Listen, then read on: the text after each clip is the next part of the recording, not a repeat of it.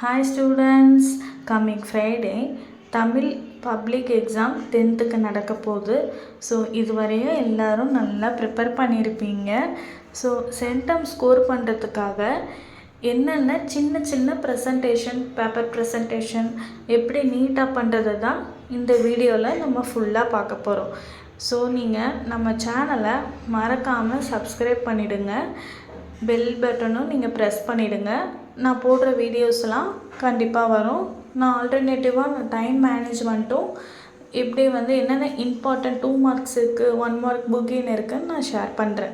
So answer புக்லெட்டை பொறுத்த வரையும் இப்படி தான் நம்மளுக்கு வரும். ஓகேங்களா? இப்போ நீங்கள் எழுதுறது ரைட் ஹேண்ட் சைடு தான் எழுதுவீங்க. ஃபஸ்ட்டு எடுத்தோடனே 1 மார்க்லேருந்து நீங்கள் ஸ்டார்ட் பண்ணுங்கள். பகுதி 1 நீங்கள் பிளாக் பென் யூஸ் பண்ணுங்கள். So black pen blue pen தான் மட்டும்தான் எக்ஸாமில் யூஸ் பண்ணணும். ஆல்டர்னேட்டிவாக நம்ம கிளிட்டர் பென்ஸ்லாம் யூஸ் பண்ணக்கூடாது.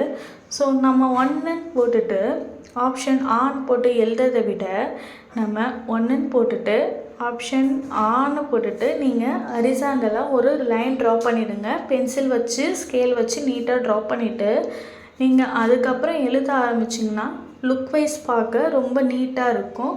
ஸோ உங்களுக்கு ஸ்டார்டிங்கே உங்களுக்கு நல்ல மார்க் ஸ்கோர் பண்ணணும்.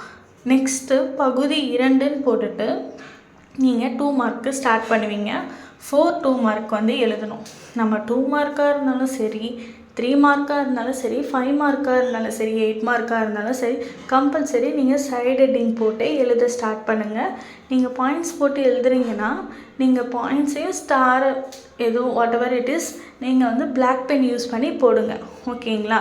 இப்போது செய்யுள் பகுதியிலேருந்து மனப்பாட பாடல்லேருந்து ஒரு questions 2 mark, 3 mark, 5 mark, 8 mark எதுனா வருதுன்னா நீங்கள் ஆல்ரெடி படித்த மனப்பாட பாடலை பிளாக் பெனில் நீங்கள் போட்டுட்டு ஒரு பென்சிலால் குட்டி பாக்ஸ் மாரி போட்டிங்கன்னா லுக் வைஸ் பார்க்க கரெக்டாக இருக்கும். ஸோ 2 மார்க்கு 4 எழுதணும். 1 பேஜுக்கு 2 போட்டுட்டு 2 பேஜுக்கும் 2 கொஷின் நீங்கள் எழுதிடுங்க. நெக்ஸ்ட் பேஜிலேருந்து நீங்கள் 3 மார்க் எழுத ஸ்டார்ட் பண்ணுவீங்க. நீங்கள் 3 மார்க்கும் 5 மார்க்கும் 1 சைடுக்கு ஒரு கொஷின் தான் எழுதணும். அதேமாரி நீங்கள் பிளான் பண்ணி எழுதுங்க. அதே நான் ஃபஸ்ட்டு சொன்னது தான். ஸோ செய்யுள் பகுதி மனப்பாட பாடல்லேருந்து ஒரு கொஷின் வருதுன்னா உங்களுக்கு அந்த பாடல் நல்லா ஸ்பெல்லிங் மிஸ்டேக் இல்லாமல் தெரியும். ஒரு லைன் தெரிஞ்சால் கூட நீங்கள் பிளாக் பெனில் அழகாக எழுதி நீங்கள் பாக்ஸ் மாரி போட்டிங்க, பென்சில் ஸ்கேல் வச்சு அழகாக பாக்ஸ் மாரி போட்டிங்கன்னா இது கரெக்டாக உங்களுக்கு எக்ஸ்ட்ரா மார்க்ஸ் வரத்துக்கு வாய்ப்பு இருக்குது. ஸோ நீங்கள் 8 மார்க் இப்போ நெக்ஸ்ட்டு ஸ்டார்ட் பண்ணுறீங்க. 8 மார்க் ஸ்டார்ட் பண்ணும்போது கம்பல்சரி நீங்கள் குறிப்பு சட்டகத்தோடு தான் ஸ்டார்ட் பண்ணணும்.